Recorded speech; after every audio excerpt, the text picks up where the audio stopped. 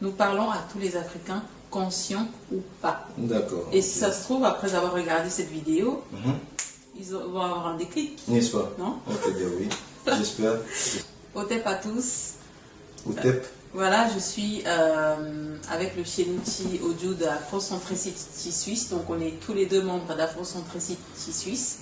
On vous avait annoncé qu'on allait faire une vidéo sur la Renaissance africaine en général, donc des séries de vidéos.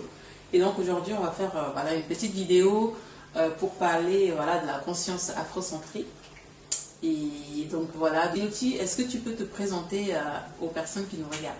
Oui, bien sûr, bien sûr. Bon, avant de commencer, je souhaiterais dire merci à nos ancêtres pour tout ce qu'ils font pour nous, pour nous avoir guidés sur la voie du déclic et de l'afrocentricité.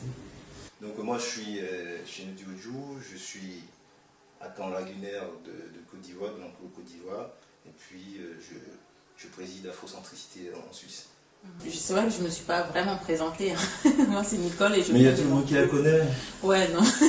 Je suis du Cameroun, en fait, donc africaine du Cameroun. Et donc, on est ici aujourd'hui pour parler de paradigme, donc paradigme notamment afrocentrique. Alors, il y a beaucoup de gens qui ne comprennent pas vraiment quand on leur parle de paradigme. Il y a une sorte de confusion. Est-ce que tu peux nous expliquer c'est quoi un paradigme et c'est quoi notamment le paradigme afrocentrique? Oui, c'est vrai que cette notion de paradigme revient à chaque fois dans les discussions, dans les prises de position sur les réseaux sociaux, dans les milieux politiques, etc. Donc il est important que nous puissions la clarifier afin que tout un chacun sache de quoi il s'agit. Donc le mot paradigme veut tout simplement dire que on a un certain nombre de concepts, d'idées, de croyances qu'un peuple donc, s'octroie, crée pour lui dans la vision du monde qui est le sien. Voilà. Donc les Asiatiques ont leur paradigme, les Européens ont leur paradigme, les Arabes ont leur paradigme, évidemment les Africains ont leur paradigme. Malheureusement, avec l'avènement du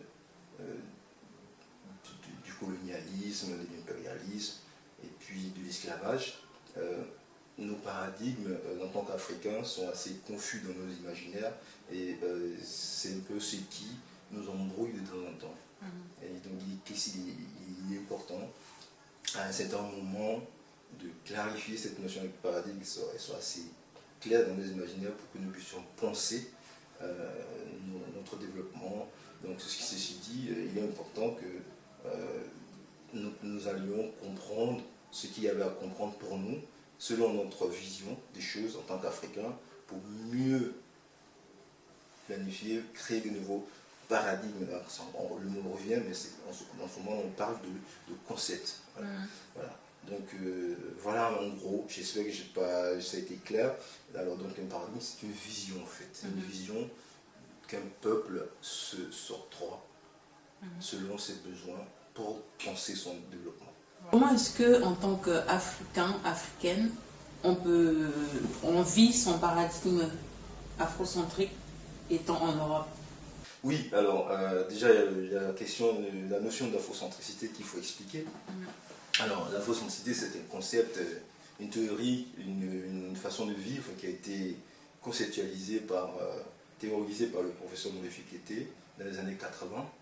Donc lui-même était activiste, on va dire activiste noir.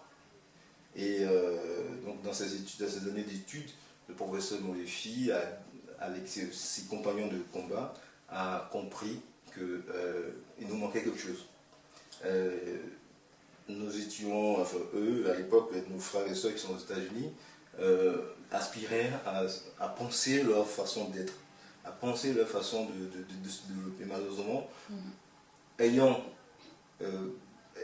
grandi, étant né dans le paradigme occidental aux États-Unis, et que leur couleur de peau leur rappelait quand même qui ils étaient,